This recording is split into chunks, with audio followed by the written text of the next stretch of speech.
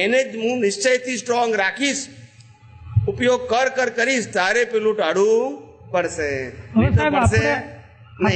આપણે કીધું ને ડેવલપમેન્ટ ને ઉપનર, તો એ જ નિમિત્ત ને ઉપાદાન ને ઉપાદાન અને નિમિત્ત એ જ રે.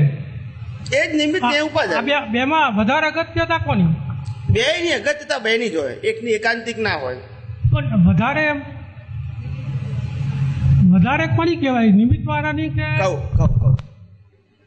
નિમિત્ત અને ઉપાદાન. મુખ્યત્વે વ્યવહારમાં તો નિમિત્તની મહત્તા હોય. શું છે? નિમિત્તની મહત્તા હોય, આમ ગ્રોસ જેવા જઈએ તો. પણ મારું ઉપાદાન ના હોય તો રામકૃષ્ણ મહાવીર શું કરે? નિમિત્ત તો છે, બરાબર છે, તો મારું ઉપાદાન ના હોય તો એ કરે શું? એમ એટલે ઉપાદાનનો મતલબ મારી અવેરનેસ ના હોય તો એમને આપેલું જ્ઞાન મને રિયલાઇઝ થાય નહીં, એમ કહેવા માંગુ છું. એટલે નિમિત્તનું મહત્વ તો છે જ, પણ સાથે ઉપાદાનનું પણ એટલું જ મહત્વ છે. એટલે જ્ઞાની પુરુષ શું કીધું કે આપણે રામકૃષ્ણ મહાવીરની સભામાં બેસીને આયા, છતાંય કેમ આપણને આજે આ દશામાં બેઠા છીએ, કેમ આપણે મુક્ત ના થયા? કારણ કે એમની વાતને, એમની જ્ઞાનને આપણે ડાયજેસ્ટ કરી શક્યા નહીં યથાર્થ રીતે, એટલે આપણી આ પરિસ્થિતિ આવી. એટલે નિમિત્ત તો હતું, પણ ઉપાદાન આપણે તૈયાર નતા ને. નિમિત્ત તો પાવરફુલ મળ્યું. એમની અત્યારે એમ કહેવાય ને કે અહીંયા આ ક્ષેત્રમાં કોઈનું એટલું ઉપાદાન છે નહીં. આ ક્ષેત્રમાં કોઈ પણ વ્યક્તિનું મોક્ષે જવા માટેનું ઉપાદાન નથી, એમ કહી શકાય ને. એમ મોક્ષે જવાનું ઉપાદાન એ જુદી વસ્તુ છે, પણ મોક્ષ માર્ગને લાયક અને સહાયક સંજોગ પ્રાપ્ત કરવાનું ઉપાદાન હોય એ છે, પણ ઓપનર નથી. મોક્ષે જવાનું એટલે આપણે શું કહી જઈએ તો છેલ્લા રિઝલ્ટની વાત આવી. હું એમ નથી કહેતો અહીંયા કોઈ તીર્થંકર છે નહીં, એનો અર્થ એમ થયો ને કે અત્યારે આ ક્ષેત્રમાં કોઈ પણ વ્યક્તિનું એટલું ડેવલપમેન્ટ નથી, એટલું ઉપાદાન નથી, એમ કહેવાય ને. સમજાવું ઉપાદાન અને નિમિત્તમાં શું સમજાવું તમને. નિમિત્ત એટલે કે આ કાળમાં નિમિત્ત પણ એવું ના હોય કે તમને કેવળ જ્ઞાન અપાઈ શકે, અને આ કાળમાં ઉપાદાન પણ ના હોય કે કેવળ જ્ઞાન પ્રાપ્ત કરી શકે. આ બેની વાત કરું છું. હવે નિમિત્ત હાઈ લેવલનું હોય, હાઈ લેવલ એટલે અનુભવ સિદ્ધ વાત હોય, જ્ઞાનનું હાઈ લેવલ, ભલે કેવળ જ્ઞાન એને પોતાને ના થવાનું આ અવતારમાં, બરાબર છે, પણ આખું કેવળ દર્શન એને ખુલ્લું થઈ ગયું છે. શું થઈ ગયું છે? કેવળ દર્શન કહું છું આપણે, કેવળ જ્ઞાન નથી કહેતો, કેવળ દર્શન ખુલ્લું થઈ ગયું છે. એટલે તમને એ યથાર્થ માર્ગ આપી શકે. શું કરી શકે? યથાર્થ માર્ગ આપી શકે. સમજાય છે? હવે એ માર્ગ ઉપર આપણે પુરુષાર્થ કેટલો કરી શકીએ છીએ એ વ્યક્તિગત વસ્તુ છે. એ કેવું છે? વ્યક્તિગત. જેમ મહાવીર હોય, બરાબર છે, તો કેવળ જ્ઞાન ખુલ્લું હોય એ વખતે, પણ મને કેવળ જ્ઞાન પ્રાપ્ત થાય, મહાવીર મળે એ જરૂરી નથી. તો એ વ્યક્તિગત વસ્તુ થઈ ને, એમાં નિમિત્તનો ના વાંક નથી. હવે કોનો વાંક નથી? નિમિત્તનો વાંક નથી. એવી રીતે જ્ઞાની મળ્યા, એમનું દર્શન ખુલેલું છે. હવે તમને એ દર્શન આપ્યું એમને, હવે એ દર્શન આપણે રિયલાઇઝ ના કરીએ તો કોનો વાંક? પોતાનો વાંક. એટલે ઉપાદાનની વાત આવી ને પાછી. બરોબર. વાત કઈ આવી? ઉપાદાનની.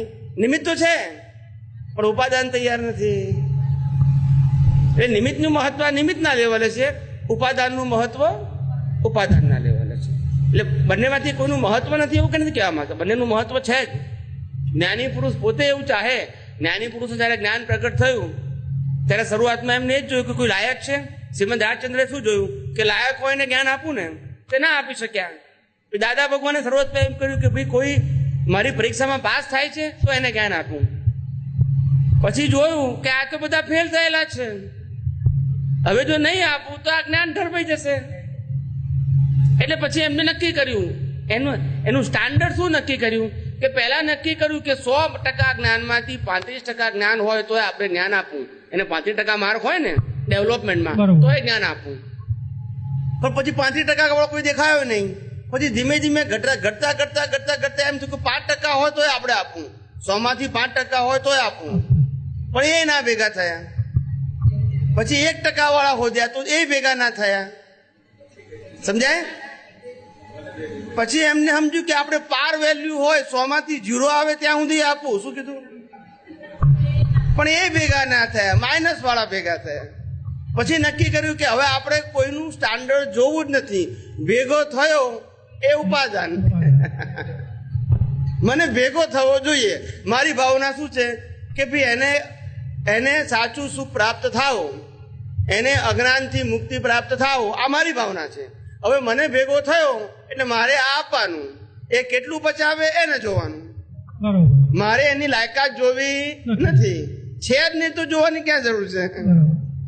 હવે ભેગો થયો એ જ લાયક. શું કીધું? એટલે પછી ધોરણ આવું કરી નાખ્યું. શું કર્યું? મારી વાત સમજાય છે? કે આ કાળને આધીન છે. શું કેવું છે? કાળને આધીન છે. એટલે તો જ લોકો પામી શકે. કઈ કહું છે? શું કહું છું? સંપૂર્ણ પામે એવો આપણો દાવો નથી, પણ કઈ કહું છે. હવે આજે હું આ લેવલની વાત કરું છું, હું એમ માનું કે તમે સમજો જ નહીં, તો વાત નીકળે નહીં. હવે તમને એકવાર વાત પ્રાપ્ત થઈ તો આજે નહીં તો કાલે 2%, 5%, 10%, 15% સમજમાં આવે. પાછું તમે બીજાને શેર કરો, એમ કરતા લોકો જાય ને. પણ એકડો જ ના થાય તો સમજાય છે ને? એટલે આવું જ્ઞાની પુરુષે આ કાળમાં આવું જ કરવું પડે. એ એમની કરુણા કહેવાય, વ્યવહાર કરુણા. નિશ્ચય તો ના કહેવાય, નિશ્ચય માટેની વ્યવહાર કરુણા કહેવાય. સમજાય છે ને? કે જીવોની ક્વોલિફિકેશન આ કાળમાં ના જોવાય, અને જોવા જઈએ તો જ્ઞાન શેર થાય નહીં, બહાર જ ના નીકળે. ક્વોલિટી જોવા જાવ તો શું થાય? શક્ય જ નથી. એક વાત જ્ઞાનીએ કહી છે તેમાં, આ કળિયુગમાં જન્મેલો જીવ, શું કીધું? આ પંચમ કાળની અંદરના કળિયુગની અંદર, જ્યાં કળિયુગ અત્યારે ખીલેલો છે, કેવો છે? ખીલેલો કળિયુગ. 5 ઇન્દ્રિયના વિષયો ભરપૂર ખીલેલા છે. કેવા છે? ભરપૂર ખીલેલા. એવા કાળમાં જન્મેલો જીવ એ આ કાળને લાયક ના એવું તો બને નહીં. બરોબર. કોઈ પણ જન્મેલો હોય, લાયક હોય તો જ જન્મે ના. બરોબર. હવે લાયક તો છે જ. એટલે કળિયુગને લાયક જીવ માટે આપણે સતયુગની અપેક્ષા રાખીએ લાયકાતની, તો શું થાય? પછી શું થાય? એ લાયકાત રાખનારો ફેલ થયો કહેવાય. મળે નહીં કોઈ. એટલે લાયક નથી એ તો પાસ છે બધા, કારણ કે કાળને આધીન છે. પણ પેલો લાયકાત ખોળે છે એ ફેલ થયો કહેવાય. એને ખબર નથી પડતી કે આ કાળમાં આ જન્મ્યું છે એ કાળને આધીન હોય ને, પેલા કાળને આધીન કેવી રીતે હોય? સમજાય છે? હા, બરોબર. એટલે હવે એમને જ્ઞાન જે કંઈ પ્રાપ્ત કર્યું છે એના ડેવલપમેન્ટના આધારે આ જ કાળમાં એમની અંદર છે, સત્તામાં પડ્યું છે. એને શેર કરવું હોય તો એક જ રસ્તો, લાયકાત જોવાની નહીં. હે? હા, પણ લાયકાત જોવાની નહીં. એમ એ જોવા જઈએ તો જ્ઞાન શેર થાય નહીં. સમજાય છે ને? આવું એટલે આ કાળમાં નહીં જોવાનું. લોકોને શેર કરો, જેનું જેવું તકદીર, જેનો જેવો પુરુષાર્થ. બાકી આ કાળમાં ક્વોલિટી જોવાની જ નહીં. શું કીધું? ક્વોલિટી નહીં જોવાની. સમજાય છે ને? આપણી જે જ્ઞાની પુરુષની દાનત કેવી હોવી જોઈએ? જ્ઞાની પુરુષ દાનત કે ભાઈ એમાં ઘાટ હોવો જોઈએ નહીં, અને વગર ઘાટે શેર કરવું છે. શું કરવું છે? વગર ઘાટે શેર કરવાનું. ઘાટ વાળા તો શેર કરે, એ ઘાટથી શેર કરે, એવું નહીં ઘાટ વગર શેર કરે. કે મને જે અનુભવ થયો, મને પ્રાપ્ત થયું છે, એ લોકોને મારે શેર કરવું છે, સેલ નથી કરવું. એટલે મારે પછી મને ખબર છે કે આ લોકોની ક્વોલિફિકેશન આ છે અને હું શેર કરું છું, છતાં હું શેર કરું છું. એટલે મારે ક્યારે એ લોકોને ટેસ્ટ એક્ઝામિનેશનમાં ફેલ કરવાના નહીં. પાસ કરી પછી જ્ઞાન આપવાનું. ના સમજાય? પહેલું રિઝલ્ટ, પછી એક્ઝામ, પછી ક્યાં વાંધો છે? એટલે કોઈને ડર જ નહીં રહે ને. પછી ડર ક્યારે હોય? રિઝલ્ટ પછી આપવાનું, પહેલા પાસ કરવાના. શું કરવાના? પછી એક્ઝામ લઈએ. શું વાંધો? પછી આ કળિયુગ છે એટલે જેવો કાળ હોય એવું કરવું પડે. દાદા કહેતા કે આ કાળના બચારા જીવો, એને કંઈક 2 પ્રશ્ન પૂછે તો બચારો મૂંઝાઈ જાય. શું થઈ જાય? અપમાન જેવું લાગે અને ના ગમે એને. એટલે અમે સમજી જઈએ કે છે. શું કીધું? બરાબર. એટલે કોઈક વાર પ્રયોગ રૂપે કોઈને પૂછે ને તો દાદા એનો જે જવાબ હોય ને એ જ સ્વીકારી લે. શું કરે? અને પછી એને કઈ રીતે સાચો છે એ જ કે, એને કઈ રીતે ખોટો છે એવું ના કે. બરાબર.